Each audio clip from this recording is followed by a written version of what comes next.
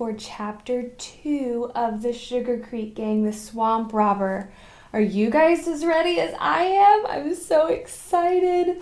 So just a little recap. This is the Sugar Creek Gang, the Swamp Robber, written by Paul Hutchins, and this is Chapter 2. So if you didn't listen or watch Chapter 1, go back and watch it, and then come watch Chapter 2, okay? So as a little recap, Bill Collins got permission from his father to go fishing with his friend Roy Gilbert. And then the last paragraph says, "But I never dreamed so many things could happen all in one day, or that before I'd get back home again, Roy and I'd have been scared almost to death, or that it was going to be the beginning of the most exciting week of my whole life." Okay, Chapter 2. It happened this way. Roy and I were lying there in the grass on the bank of the creek, just like I told you we would. Our fishing poles reached far out over the water, and funny-looking, enormous-eyed, four-winged dragonflies nosed around our lines like hummingbirds around Mom's morning glories back home. All of a sudden, my bobber, which was nothing more than a big cork out of Mom's vinegar jug, started acting like it was alive. It moved around in a funny little half circle, kind of slow at first, and then plunk. Just like that, it ducked under the water, making a big splash. The end of my pole bent clear down and struck the water with a smack. I knew before I could think that I'd hooked a big fish. I grabbed my end of the pole quicker than anything and held on tight. Roy told me afterward that my eyes stuck out like a dragonfly's when I was pulling that fish in. And my line didn't break either, 'cause I had a brand new one. That's another reason why I knew my dad liked me. Maybe better than any dad ever liked his boy before. When I'd gone to get my fishing pole out of the tool shed an hour before, it had a brand new line on it with a reel and everything. Dad just acted surprised when he saw it, but there was a twinkle in his gray eye, and I knew he'd bought it for me. Maybe you think I wasn't scared, though, when my bare feet slipped on the edge of the bank and flew right out from under me, and I went down kersplash into the water, still holding on to that fishing pole for dear life. Roy was standing on the shore, jumping up and down, yelling at the top of his lungs and screaming at me what to do and not to let go of the pole. "I saw him," he cried. "He's a big black bass, 2 feet long." I could barely touch the bottom of the creek with my feet. While I was feeling the heavy pulling and jerking of that big fish on the end of the line and thinking about my new overalls being all wet and what Mom would say when I got home, Roy got a hold of one of my hands and started to pull me out. "Give me the pole, quick!" he screamed. And then, just like it had happened to me, it happened to him too. His feet slipped, and there we were, both of us in the water. Of course we could both swim, so there wasn't any danger of drowning. You know, everybody ought to learn how to swim when he's little, 'cause you can never tell when he'll either have to swim or drown. Well, between the two of us, we landed the fish. It was a big black bass, all right, only it was about 14 inches long. Maybe 12, instead of the 2 feet like Roy had said. And that's how he came to get the nickname Dragonfly. His eyes were bigger than his head. Anyway, he was always seeing things twice as big as they were. He kind of liked the name, and so did I. I felt quite proud that I had thought of it first. I tell you, that water felt good. "Now that we're all wet, we'd just as well go in swimming," Dragonfly said. "Besides, we'll have to let all our clothes dry, won't we? And they'll dry quicker than anything hanging out on those bushes while we swim." Dad hadn't told me I couldn't go swimming. I guess he figured maybe I'd like to, and he didn't want me to be tempted to disobey him and then have to have a licking. Dragonfly's parents hadn't told him not to either. So in about a minute and a half, We had that 12-inch bass. Well, maybe he was only about 11 inches long, fastened on a stringer and swimming around in his jail over in the branch, which empties into the creek right near where we'd been fishing. Our clothes were hanging on some bushes drying, and we were out there in that fine, clean water, splashing, swimming, diving, and having the time of our lives. Understand, we were waiting for our clothes to dry. We weren't just swimming for the fun of it, of course. We stayed in maybe a half hour, having a grand old time and wishing all the gang was there. Let me tell you about our gang. The finest bunch of boys you ever heard of. I reckon there never will be a gang of boys in the whole world that'll have any more fun than we did. There was little Jimmy Foot, who was the littlest one of us, and who always obeyed his parents, and was some sort of a mascot for us 'cause he was so good.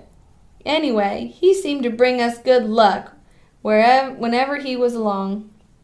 We didn't care if he was about the most religious one in our gang 'cause he was so likable, and he wasn't a sissy either. Say, that little fellow was so brave.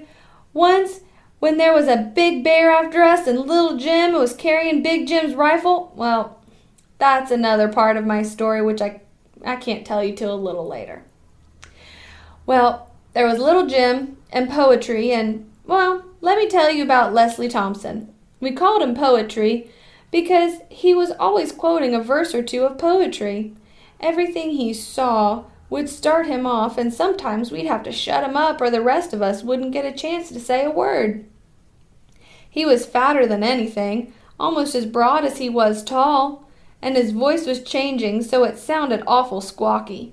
He used to sing soprano in the junior choir in our church, but now he wouldn't sing at all. And folks just don't seem to understand that when a boy's voice gets all squawky like a duck with a bad cold, he's terribly bashful about singing or talking in public. It didn't mean that Poetry was any less interested in church at all, 'cause once I stayed all night at his house and we slept together. Before we went to bed, he got right down on his knees and prayed first. And when he got through saying his little poem prayer, which he'd learned when he was little, he added a lot of words of his own, just like he was talking to somebody right in the room. And I guess maybe he was. It kind of scared me at first, but I didn't let him see a stubborn old tear that got in my eyes about that time. Anyway, that's how I learned to add things to my prayers, too. Well, Poetry was always acting mysterious, and was going to be a detective someday, he said, and he was always getting into mischief. And then there was Circus Brown, whose real name was Daniel August Brown. Whatever his parents wanted to give him such a long-legged name for, I don't know. We called him Circus because he was so acrobatic. He could turn handsprings, walk on his hands, turn the pinwheel, and he could shin up a tree quicker than anybody I ever saw. Besides Dragonfly, Poetry, Little Jim, Circus, and me, there was Big Jim. We called him Big Jim because he and Little Jim had the same names, and we didn't want to get them mixed up. Big Jim was the leader of the gang, and he knew all the things a leader ought to know. He belonged to a Boy Scout patrol once before he moved into our neighborhood, and was what they call a first-class scout. First, he'd been a tenderfoot, then a second class, then a first class. He could have gone on to qualify for star or life or eagle rank, but his folks had had to move, and there wasn't any scout troop where we lived. Besides, you'd have to be 12 years old even to be a tenderfoot. So that would have meant that Dragonfly, Poetry, Little Jim, and I would have been left out. So Big Jim just called us the gang.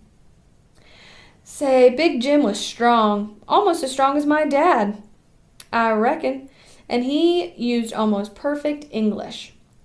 He knew exactly what to do in case anybody fainted. He could make a tourniquet for stopping the flow of blood when anybody was bleeding terribly. He could tie 21 different kinds of knots, such as the Magnus hitch and the fisherman's bend, the half hitch, and the bowline knot. He was the catcher of our ball team and could knock more home runs than any of us. He could jump the farthest and was the best fighter I ever saw. Only we didn't get into many fights on account of Big Jim kept other boys in the neighborhood from starting anything, they being scared of him.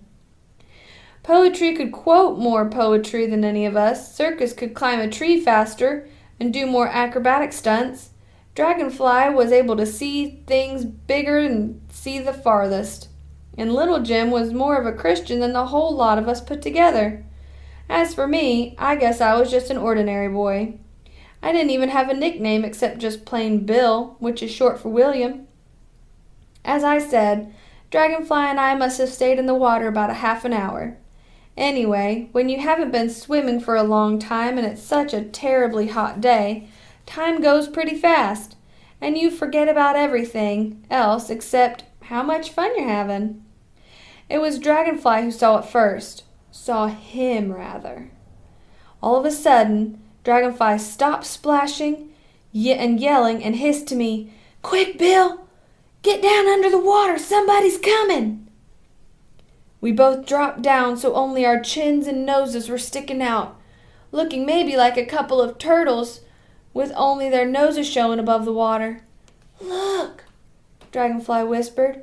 "It's an old man with long white whiskers, and he's coming straight this way." "I don't see anything," I said, and then I saw him. A short, fat man, about as big around as a barrel, bare-headed, with whiskers and a long, shaggy white hair that reached clear down to his belt. Only he didn't have on a belt on account of what he was wearing a pair of old overalls. He had on dark glasses and he shuffled along like he couldn't see very well. He looked just like an old tramp.